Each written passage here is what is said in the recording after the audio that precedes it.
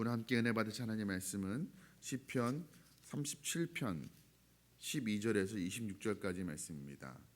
시편 37편 12절에서 26절까지 말씀으로 제가 가진 성경 구약 829면 전후에 기록되어 있습니다.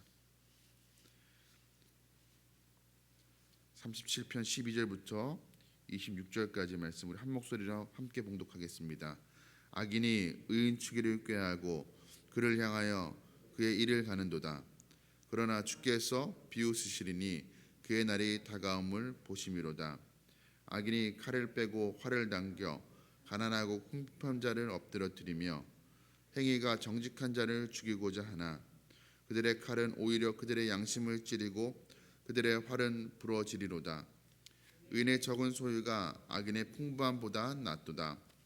악인의 팔은 부러지나 의인은 여호와께서 붙드시는도다. 여호와께서 온전한 자의 날을 아시나니 그들의 기업은 영원하리로다.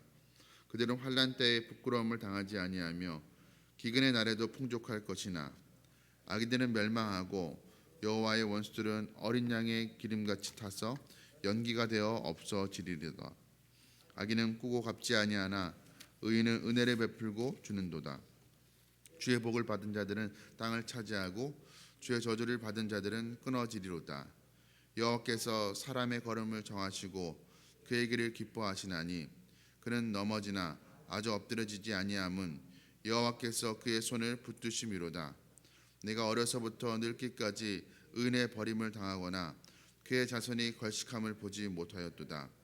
그는 종일토록 은혜를 베풀고 꾸어주니 그의 자손이 복을 받는도다. 아멘. 오늘 그 본문의 말씀을 가지고 악인과 의인의 차이라는 제목으로 말씀을 함께 나누고자 합니다. 악인과 의인은 하나님을 향한 태도에서 차이를 보입니다. 악인들은 하나님과 상관없이 자신만의 믿음에 살지만 오직 의인은 하나님만 의지하며 살아가는 사람이라고 할 수가 있습니다. 오늘 본문의 말씀은 하나님을 대하는 이런 태도의 차이가 사람과의 관계에서도 나타난다라고 우리에게 말씀하고 있습니다. 악인과 의인이 다른 사람을 대하는 태도에서 어떤 차이가 나타나는지 오늘 본문은 우리에게 가르쳐주고 있습니다. 오늘 본문의 12절의 말씀에 악인의 의인 치기를 꾀하고 그를 향하여 그의 일을 가는도다. 또 14절의 악인의 모습은 악인이 칼을 빼고 활을 당겨 가난하고 궁핍한 자를 엎드러뜨리며 행위가 정직한 자를 죽이고자 하나, 이렇게 말씀하고 있습니다. 악인은 무엇보다도 악한 행동을 하는 것도 있지만 근본적으로 하나님을 향한 그 신뢰와 경외함이 없는 자들입니다. 그렇기 때문에 그들은 하나님의 뜻을 거스리고 또 두려워하지 않습니다. 사람들과의 관계에서도 선을 베풀며 살라는 하나님의 뜻을 버리고 약한 자들에게 강압적인 모습과 또 폭력을 행사하는 그런 사람들입니다. 자신의 욕심을 채우기 위해서 자기보다 약한 사람이 가진 것까지 다른 사람의 몫까지도 빼앗는 사람들이고 더 많은 것을 소유하기 위해서 수단과 방법을 가리지 않는 그런 사람이라고 오늘 본문은 우리에게 말씀하고 있습니다. 또 이런 악인들은 자신들이 약하고 가난한 자들을 억압하고 그들에게 폭력을 행사하는 것뿐만 아니라 이 악인들은 또 선을 행하며 살아가는 그런 사람들을 향해서도 어떤 적대감을 표하고 있습니다. 그래서 의인들이 선을 행하는 것을 회방하고 또 방해하고 또 기회가 있으면 그런 의인들을 해하려고까지 합니다. 오늘날에도 이런 모습들이 있습니다. 세계 곳곳에도 기독교회를 향한 그런 악행들이 여전히 자행되고 있죠. 미얀마에서도 올해 우리가 미얀마 군부 사태를 우리가 보았는데 그리스도인들이 그 군부 독재의 폭력에 저항하는 그런 시민들을 돕다가 감옥에 갇히거나 죽임을 당하는 일들이 지금 이 순간에도 일어나고 있습니다. 우리가 사실 살면서 참 마음이 힘든 것은 우리 하나님을 경외하고 신뢰하며 살아가는 믿음을 가지고 있는 우리 의인들이 참 왜 잘 되지 않을까 하는 그런 마음도 있지만 더 마음을 힘들게 하는 것은 악인들의 형통함과 악인들이 이 세상에서 헐게를 치는 것을 볼 때 과연 하나님이 왜 의인을 내버려 두시고 또 악인들을 저렇게 심판하지 않고 내버려 두시는 것일까? 우리 마음에 의구심이 들 때가 있는 것이 사실입니다. 그런데 오늘 본문의 말씀은 그렇게 타인에게 고통을 주는 그런 악인들에 대해서 하나님께서 어떻게 대응하시는지에 대해서 말씀이 나와 있습니다. 13절의 말씀입니다. 그러나 주께서 그를 비웃으시리니 그의 날이 다가옴을 보심이로다. 하나님께서 그들의 악행을 비웃으신다고 말씀하고 있습니다. 왜 그렇습니까? 그날이 다가옴을 보기 때문입니다. 그날은 여호와의 심판의 날입니다. 지금은 하나님께서 그들을 향한 심판을 지금 유보하고 계십니다. 당장 심판하지 않습니다. 그러나 그렇다고 해서 심판의 날이 없는 것이 아닙니다. 심판이 없는 것이 아닙니다. 그날이 점점 가까워오고 있다는 것입니다. 마지막 날에 하나님께서 의인들에게, 여호와를 경외하는 그 의인들에게는 하나님께서 영원한 상을 허락하여 주시고, 또 악인에게는 영원한 벌을 허락하시는 그 심판의 날이 온다는 사실을 우리가 깨달아야 될 것입니다. 그럴 때 우리가 악인들로 인해서 우리가 억울한 일을 당하고 또 어려움을 당하고 고통을 당한다 할지라도 절망하지 않을 수가 있습니다. 우리가 마지막 때를 생각하고 끝까지 선으로 악을 이기는 우리 되기를 간절히 소원합니다. 또 오늘 본문의 말씀은 21절의 말씀에서 이렇게 기록하고 있습니다. 악인은 꾸고 갚지 아니하나 의인은 은혜를 베풀고 주는도다. 이렇게 말씀하고 있습니다. 악인은 꾸고도 갚지 않는 사람입니다. 물론 갚을 돈이 없어서 갚지 못하는 것을 말하는 것이 아닙니다. 악인은 갚을 돈의 여유가 있어도 갚지 않는다라는 것입니다. 여러분, 정직한 인격은 정확한 돈 계산에서 드러난다는 말이 있습니다. 여러분, 돈셈이 흐린 사람은, 특별히 다른 사람과의 그 돈 거래에서 돈셈이 흐린 사람은 좋은 인격을 가진 사람들이 아닐 것입니다. 그러나 의인은 어떤다고 말하고 있습니까? 은혜를 베풀어 준다라고 말하고 있습니다. 자기 것을 가지고 구제하기를 즐긴다는 뜻입니다. 성경에 기록된 의인 욥은 스스로 이렇게 고백을 합니다. 내가 언제 가난한 자의 소원을 막았던가, 과부의 눈으로 실망케 하였던가, 나만 홀로 식물을 먹고 고아에게 먹이지 아니하였던가. 실상은 내가 젊었을 때부터 고아를 기르기를 그의 아비처럼 하였으며 내가 모타에서 나온 후로 과부를 인도하였노라. 이렇게 고백을 합니다. 옛날부터 경건한 성도는 구제에 힘썼습니다. 경건한 성도의 그 모습을 성경은 기도를 많이 하고 말씀을 많이 보고 그런 것도 있겠지만 겉으로 드러나는 표직에 대해서는 구제하기에 힘썼다라고 성경은 기록하고 있습니다.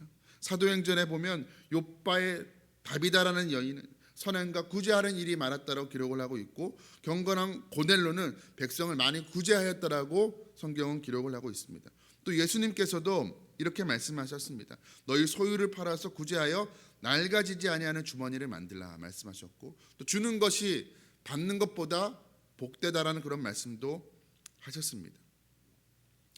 우리나라의 성산 장기려 박사님이라고 있습니다. 한국의 슈바이처라고 불려지는 그런 분입니다. 이분이 한국 전쟁 당시에 평안북도에서 남쪽으로 내려와서 부산에 복음병원을 세우셨습니다. 그리고 40년 동안 그곳의 원장으로 근무를 하셨습니다. 그 시기에 참 어려운 처지에 있는 환자들을 무상으로 많이 치료해 줬다는 그런 일화가 있습니다. 그런 이야기들이 있습니다. 한 번은 너무 병원이 적자니까, 너무 무료로 치료를 하니까 병원이 적자를 겪고 있는데, 또 그 병원의 또 직원들이 박사님 더 이상 이렇게 우리가 환자들을 무료로 치료하다가는 우리 병원의 문을 닫습니다라고 만류를 하는데도 불구하고 몰래 돈 없는 환자들이 치료를 받은 후에 퇴원할 수 있도록, 병원비를 지불하지 않을 수 있도록 뒷문을 열어줘서 나갈 수 있도록 해줬다는 그런 일화도 우리에게 전해지고 있습니다. 이분은 또 자신의 수입을 전부 기부하여서 자기 소유라고 할 만한, 평생 의사로 살았음에도 불구하고 자유 소유라고 할 만한 것을 남기지 않은 그런 삶을 살았습니다. 그런데 여러분, 우리가 이런 삶을 살아가면 어떻게 될까요? 나눠주다가 망하게 되는 것일까요? 오늘 본문의 말씀은 그렇지 않다라고 말씀하고 있습니다. 22절의 말씀에 주의 복을 받은 자들은 땅을 차지하고 주의 저주를 받은 자들은 끊어지리로다. 주의 복을 받은 자들은 의인을 이야기하는 것입니다. 은혜를 베풀어 주는, 자기 것을 구제하고 선한 일에 힘쓰는 그런 자들을 이야기하는 것입니다. 땅을 차지한다. 이 땅에서 하나님께서 주시는 그 복을 누리게 된다라는 그런 말씀입니다. 그뿐만이 아닙니다. 자기 자신이 복을 받을 뿐만 아니라 자신의 후손들까지 복을 받게 된다라고 말씀하고 있습니다. 25절 26절 말씀입니다. 내가 어려서부터 늙기까지 의인이 버림을 당하거나 그의 자손이 걸식함을 보지 못하였도다. 그는 종일토록 은혜를 베풀고 꾸어주니 그의 자손이 복을 받는도다.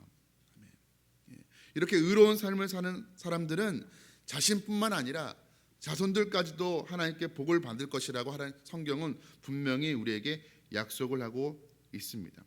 여러분, 우리가 연말 연시를 보내고 있습니다. 12월이 되면 많은 구제 활동들이 있습니다. 그러나 경기가 어려워지면서 또 코로나 상황을 맞이하면서 이제 사회 속에서도 연말이 되면 그래도 가진 것을 나누어주고 베풀어주는 그런 선행들이, 기부가 많이 끊어졌다라고 합니다. 그러나 우리는 그렇지 않길 원합니다. 여전히 우리가 우리 주변에 있는 소외된 어려운 이웃들을 향해서 우리의 가진 것들을 나눠주고 그리스도의 사랑을 실천하는 이런 연말 연시를 보내는 저와 여러분 되기를 간절히 소원합니다. 오늘 성경은 의인과 악인의 구별에 대해서 다른 사람을 어떻게 대하는지를 통해서 악인과 의인이 구별된다라고 우리에게 가르쳐주고 있습니다. 우리가 오늘 하루 살아갈 때 내가 만나는 사람들을 어떻게 대하는지 그 모습을 보고 하나님께서 의인이라고 악인이라고 판단하신다는 것입니다. 여러분, 하나님을 경외하는 사람이라면 하나님의 형상으로 창조된 그 사람들을 귀하게 여길 줄 알아야 될 것입니다. 여러분, 우리의 오늘 삶의 태도와 행동이 하나님을 향한 경외하는 그 마음, 그 믿음을 드러낼 수 있도록, 담아낼 수 있도록 우리가 오늘 만나는 사람들에게 그리스도의 사랑과 또 친절을 베풀면서 또 구제하기에, 선한 일을 행하기에 힘쓰는 저와 여러분 되기를 간절히 소원합니다. 물론 악인들이 활개하며 악인들이 득세하는 것을 볼 수도 있습니다. 그러나 하나님께서 언젠가 그의 날이 오면, 여호와의 날, 심판의 날이 오면 악인은 벌하시고 의인은 영원한 구원으로 인도하실 그 사실을 우리가 믿고 오늘도 소망 가운데 하나님께서 우리에게 맡겨주신 그 일들을 감당하며 우리 주변에 있는 소외되고 약한 자들을 돌보는 그런 하나님의 기쁨이 되는 그런 삶을 살아가는 저와 여러분 되시기를 주님의 이름으로 축복합니다. 함께 기도하시겠습니다. 사랑과 은혜가 풍성하신 하나님 아버지, 오늘 말씀을 통해서 정말 하나님을 경외하는 자라면 하나님께서 창조하신 그 사람을 귀히 여기며 또 주변에 소외되고 약한 자들을 돌본다는 것을 우리가 보았습니다. 다른 사람을 내가 어떻게 대하는지에 대한 그 태도로, 행동을 통해서 악인과 의인이 구별됨을 보았습니다. 악인들, 약한 자들, 소외된 자들을 강압적이고 폭력으로 대하지만 그럼에도 불구하고 지금 당장 심판받지 아니하고 득세하는 것처럼 보이지만 언젠가 하나님께서 그들을 심판하실 것을 믿습니다. 하나님, 우리의 의와 우리의 선을 행하는 것이 지금은 아무것도 아닌 것처럼 보이지만 나누어 주다가 마치 내 곳간이 거덜날 것처럼 보일 때도 있지만 하나님께서 하나님 의인들의 자손들의 걸식함을 보지 못하였다라고 말씀하였습니다. 하나님, 그의 자손이 복을 받는다라고 말씀하였습니다. 그 하나님의 약속의 말씀을 붙들고 하나님, 오늘도 내 것을 움켜쥐지 아니하고 내 것을 나누어주고 풀어주는 그런 복된 삶, 의인의 삶을 살아가게 하여 주시고 그래야 하나님 마음에 흡족한 삶으로 하나님께 영광 돌리는 오늘 하루 우리의 남은 인생 될 수 있도록 축복하여 주시옵소서. 이 모든 말씀 우리 주 예수 그리스도의 이름으로 간절히 기도드리옵나이다. 아멘.